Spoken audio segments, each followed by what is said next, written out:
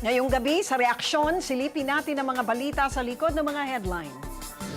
Siguro mula sa isang taon, pwede hubang in 4 to 6 months pwede nang mag-file siguro. Opo, yun napaka-reasonable na. Kasi inimbestigahan na ng NBI yan. Siyempre, kung hindi sa kanila, hindi tayo nag-exist sa mundo. Tapos pag sila ay matanda na to, walang service, kailangan naman ipapil natin sa kanila na mahal natin sila, wag natin silang ipamigay. Nakababagabag, nakadidismaya at nakalulungkot. Ilan lang yan sa mga salitang ginamit ni dating Chief Justice Renato Puno para ilarawan ang mainit na issue ng pork barrel. Ang sabi ng dating punong mahistrado, hindi raw dapat palagpasin ang pagkakataon para ituwid ang dapat ituwid at isulong ang kaso laban sa mga nagnakaw sa kaban ng bayan. Hindi lang ito dapat gawin, kundi kaya itong gawin sa lalong madaling panahon, taliwas sa mga pahayag ng ombudsman na abutin pa ito ng 1 taon. Narito ang aming naging panayam kay dating Chief Justice Puno.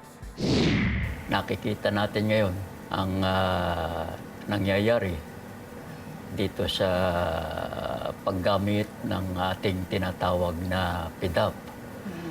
Nakikita natin kung paano naapektuhan yan. Hindi lamang yung lehislatura ng ating bayan. Ngunit iyon ding mga iba't ibang sangay ng ating pamahalaan. Kaya ito ay natawag kong isang evil. Hindi madalas magbigay ng panayam ang dating punong mahistrado na si Renato Puno. Sa katunayan, noong siya pa ang pinuno ng Korte Suprema, hindi siya madalas mahagilap ng media.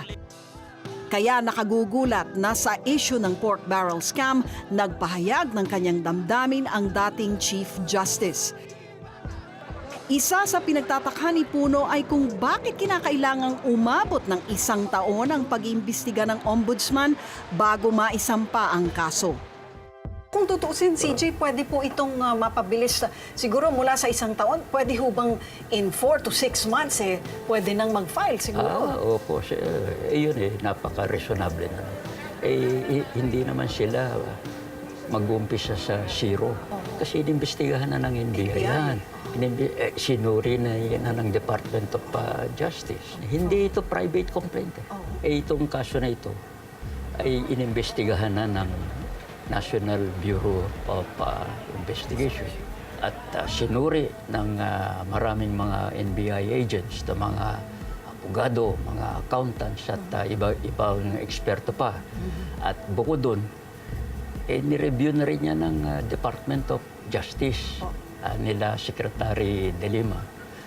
At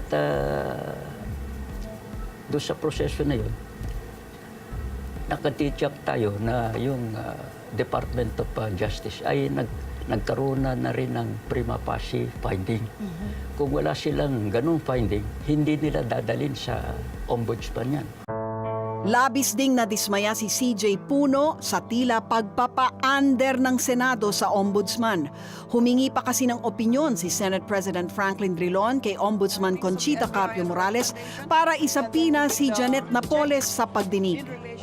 Ako'y nagtataka ako kung bakit nagkakaroon ng ganitong usapin ngayon sa ating Senado.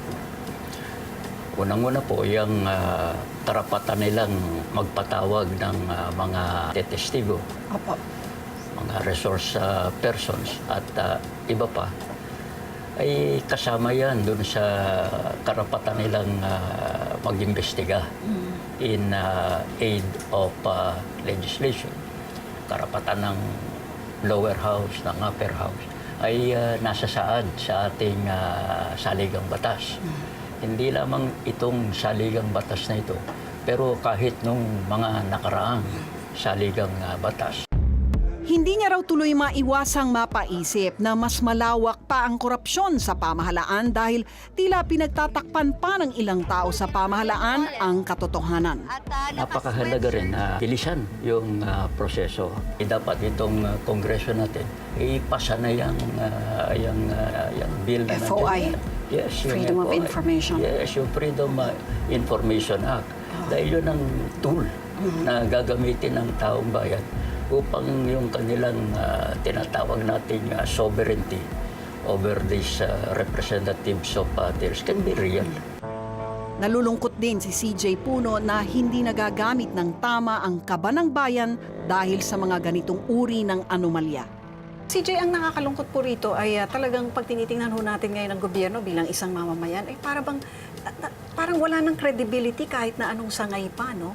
At parang umaapaw na talagang damdamin ng taong bayan sa pagkawalang pag-asa nila sa gobyerno. No?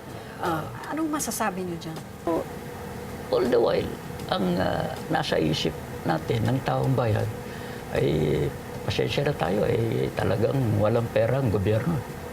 Ngayon, it's turning out with all these revelations in the PDAP scandal, marami pala tayo pera, bilyon, trilyon, na hindi nagagamit para sa kapakanan ng bayan. Isipin mo kung yan nagamit para tustusan yung mga pag-aaral ng mga mahihirap. Yan gamitin para sa mga provincial na hospitals natin. Diyan sa Philippine General Hospital, halimbawa. Na i-upgrade yung military capability ng ating armed forces. Kung merong tayong sapat na pera na galing sa mamamayan, bakit hindi gastusin yan para sa mga mamamayan?